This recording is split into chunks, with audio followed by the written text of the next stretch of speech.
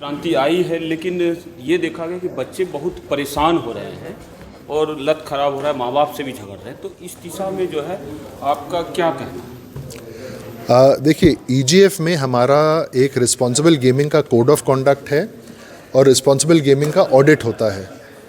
इसमें हम अपनी तरफ से गारंटी करते हैं कि कंपनियां जो हैं वो एज गेटिंग कर रही हैं, वो केवाईसी कर रही हैं, वो आपको मैसेजेस दे रही हैं कि भैया बहुत खेल लिया, अभी कम करो। तो इस तरह के जो एफर्ट्स हैं वो ईजीएफ के मेंबर कंपनीज कर रही हैं। प्रॉब्लम ये है कि कई ऐसे इलेजिटिमेट प्लेटफॉर्म्स हैं जो इन तरह की चीज़ों को फॉलो नहीं करते हैं। हाँ, अब बाहर आपको हल्दीराम की भुजिया भी मिलती है, लेजिटिमेट भी मिलती है, इलेजिटिमेट भी मिलती है।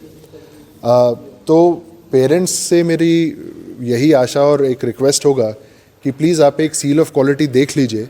आप जब आपका बच्चा कोई गेम खेलता है तो देखिए कि वो गेम देसी है या बाहर के किसी देश का है। आप ये देखिए कि वो सर्टिफाइड गेम है या सर्टिफाइड नहीं है। जब तक माँ बाप ये रिस्पॉन्सिबिलिटी नहीं लेंगे तब तक अनफॉर्चुनेटली जो दुराचारी जो भी लोग हैं वो उनका खेल खेलते ही रहेंगे। सैडली अगर कोई बाहर की कंपनी है जी, तो अगर वो गलत करती है तो क्या लग रहा है कि फिर हमारे देश से उनको सज़ा मिल पाएगा? देश को देखिए सज़ा तो देनी चाहिए, बट ये सवाल आपको सरकार से करना चाहिए। मेरी आशा तो ये है कि सज़ा देने का प्रावधान बनना चाहिए सबसे पहले तो, और दूसरा उस प्रावधान का एनफोर्समेंट होना चाहिए। सर ये कैसे करें कि भाई गेमिंग है या गैम्बलिंग है? सर दो चीज़ें आ जाती हैं ना सर जी, कि बच्चे गेमिंग खेल रहे हैं या फिर गैम्बलिंग कर रहे हैं। जी, देखिए आज की डेट पे तो प्रोसेस एक ही है कि कोर्ट से आदेश लिया जाए या सर्टिफिकेट बनवाया जाए कोर्ट की तरफ से। आगे जाके हमारी तो सरकार से दरख्वास्त ये है कि एक साइंटिफिक मॉडल बनाया जाए, एक मैथमेटिकल मॉडल बनाया जाए जिसके थ्रू गेम्स को प्रॉपरली असेस किया जाए कि इस गेम में आपका स्किल लग रहा है या स्किल नहीं लग रहा है। स्किल नहीं लग रहा है तो जी वो गैम्बलिंग हो गया, स्किल लग रहा है तो जी वो गेमिंग हो गया। जैसे ईजीएफ में हम लोग केवल गेम्स को अलाउ करते हैं, गैम्बलिंग को अलाउ करते ही नहीं हैं। जब तक किसी कंपनी के पास या गेम के पास सुप्रीम कोर्ट का या हाई कोर्ट का वो ना हो, प्रोटेक्शन आदेश ना हो, तब तक हम लोग अलाउ ही नहीं करते हैं। पर इसी चीज़ को कंपलसरी मैंडेट करके देश में हर गेमिंग कंपनी के साथ होना चाहिए। सर बात करें कोरोना काल के बाद तो है सभी बच्चों के पास आजकल मोबाइल्स हैं, तो कैसे पता करें कि बच्चों क्या देख रहे हैं क्या नहीं देख रहे हैं, कैसे उसको यूटिलाइज कर रहे हैं?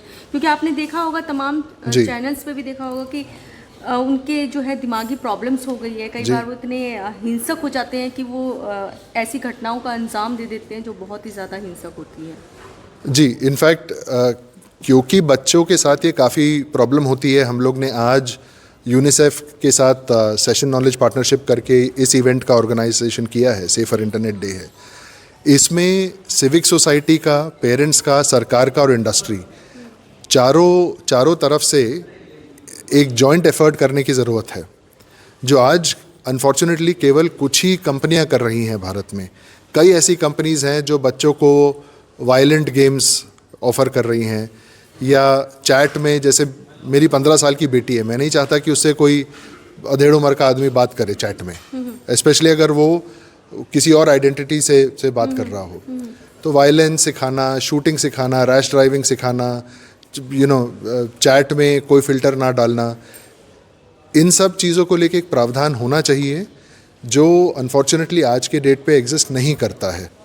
तो सरकार से हम बार बार यही दरख्वास्त करते हैं। की भी कुछ ऐसा सिस्टम बनवाना चाह रहे हैं सरकार से कि ये गेम्स जो है जो खेल रहे हैं बच्चे वो इतना देर का ही होना चाहिए, उससे ज़्यादा नहीं, क्योंकि फिर लत लग जाती है ना सर। सो जिसको जो आप बात कर रही हैं उसको हम अपनी इंडस्ट्री में सेल्फ एक्सक्लूजन कहते हैं कि आप पहले से डिसाइड कर लीजिए कि मुझे इतना खेलना है, इससे ज़्यादा मैं नहीं खेल सकता।